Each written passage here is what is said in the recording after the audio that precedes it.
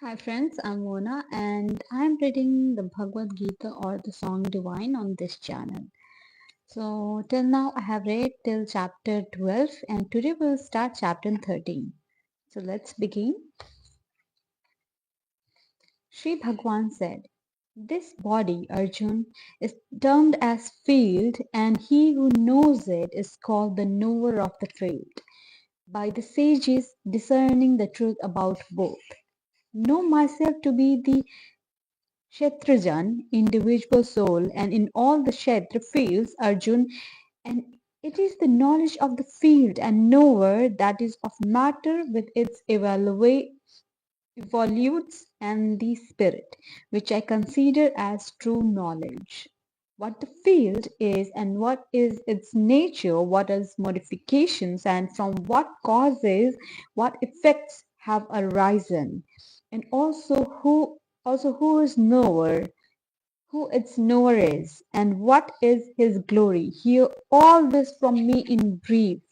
The truth about Kshetra and the Kshetrajan has been expounded by the seers in manifold ways. Again, it has been separately stated in different Vedic chants and also in the conclusive and recent text of Brahma Sutras. Brahma Sutras. The five elements, the ego, the intellect, the unmanifest, the ten organs of perception and action, the mind, and the five objects of senses, sound, touch, color, taste, and smell.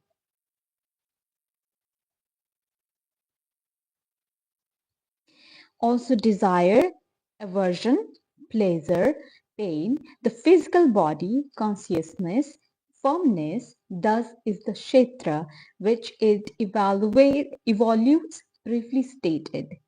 Absence of pride, freedom from hypocrisy, non-violence, forbearance, uprightness of speech and mind, etc., devout service of the preceptor, internal and external purity, steadfastness of mind and control of body, mind and the senses. This passion towards the objects of enjoyment of this world and the next, and also absence of egotism, pondering again and again on the pain and evils inherent in birth, death, old age, and disease, absence of attachment, and the sense of mindness in respect of son, wife, home, etc., and the constant equipoise of mind both in favorable and unfavorable circumstances, unflinching devotion to me through exclusive attachment, living in secluded and holy places, and finding no delight in the company of worldly people. Constancy in self knowledge and seeing God as the object of true knowledge. All this is declared as knowledge, and what is contrary to this is called ignorance.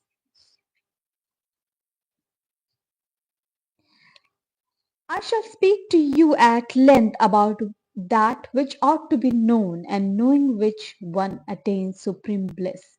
That supreme Brahma, who is the Lord of the two beginningless entities, Prakrit and Jiva, is said to be neither Sat nor Asat, being and non-being.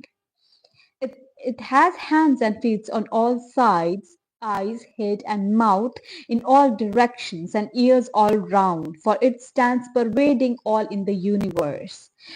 Though perceiving all sense objects, it is really speaking devoid of all senses. Nay, though unattached, it is the sustainer of all nonetheless, and though attributeless, it is enjoyer of guns and three modes of prakrit. It exists without and within all beings and constitute the moving and the unmoving creations as well. And by reason of its subtlety, it is incomprehensible. It is close at hand and stands afar too. Though integral like space in its undivided aspects, it appears divided at it were in all animate and inanimate beings. And that Godhead, which is the only object worth knowing, is the sustainer of beings as Vishnu, the destroyer as Rudra, and the creator of all as Brahma. That Supreme Brahma is said to be the light of all lights and entirely beyond Maya. That Godhead is knowledge itself, worth knowing and worth attaining through real wisdom, and is particularly abiding in heart and of all. Thus, the truth of Kshetra and knowledge, as well as the object worth knowing, that is God, has been briefly discussed. Knowing this in reality, my devotee attains to me being. Prakrit and Purush know both these as beginningless, and know all modifications such as likes and dislikes, etc., and all objects constituted to three guns as born of Prakrit. Prakrit is said to be responsible for bringing forth the evolutes and the instrument, while the individual soul is declared to be responsible for the experience of joy and sorrows. Only the Purusha, in association with Prakrit, experience objects of the nature of the three guns, evolved from Prakrit. And it is attachment with these guns that is responsible for the birth of the soul in good and evil worms. The spirit dwelling in this body is really the same as the Supreme. He has been spoken of as the witness, the true guide, the sustainer of all, the experiencer, the overlord, and the absolute as well. He who thus knows the Purush spirit and Prakrit nature together with the guns, even though performing his duties in every way, is not born again. Some by meditations behold the Supreme Spirit in the heart with the help of their refined and sharp intellect. With the help of their refined and sharp intellect, others realize it through the discipline of knowledge, and still others through the discipline of action, that is Karma Yoga. Other dull-witted person, however, not knowing thus, worship even as they have heard from others, that is, the knowers of truth. And even those who are thus devoted to what they have heard are able to cross path of ocean of mundane existence in the shape of death. Arjun, whatsoever being, the moving or unmoving, is born, know it as emanated through the union of Kshetra matter and Kshetrajan spirit. He alone truly sees, who sees the Supreme Lord as imperishable and abiding, equal in all perishable beings, both animate and inanimate.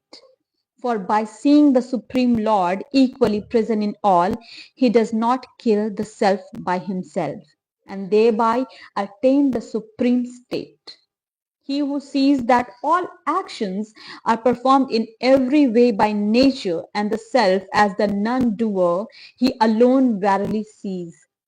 The moment man perceives the diversified existence of beings as rooted in the one Supreme Spirit, and the spreading forth of all beings from the same, the very moment he attains Brahma, who is truth, consciousness, and bliss solidified. Arjun, being without beginning and without attributes, the indestructible Supreme Spirit, though dwelling in the body, in fact does nothing nor gets tainted. As the all-pervading ether, not contaminated by reason of its subtlety, though permeating the body, the self is not affected by the attributes of the body due to its attributeless character. Arjun, as the one sun illumines this entire universe, so the one Atma, spirit, illumines the whole Kshetra field.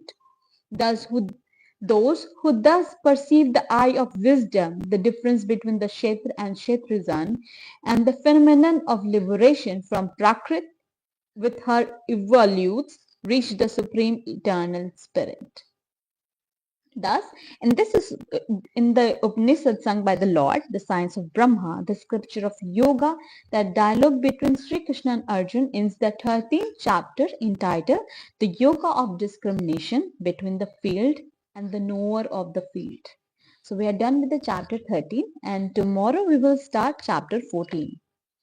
I was reading Hindu religious book, the Bhagwat Gita or the Song Divine.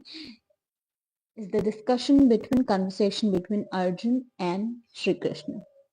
Tomorrow I will get back again around the same time to read the chapter 14th. Thank you for your time. Bye bye.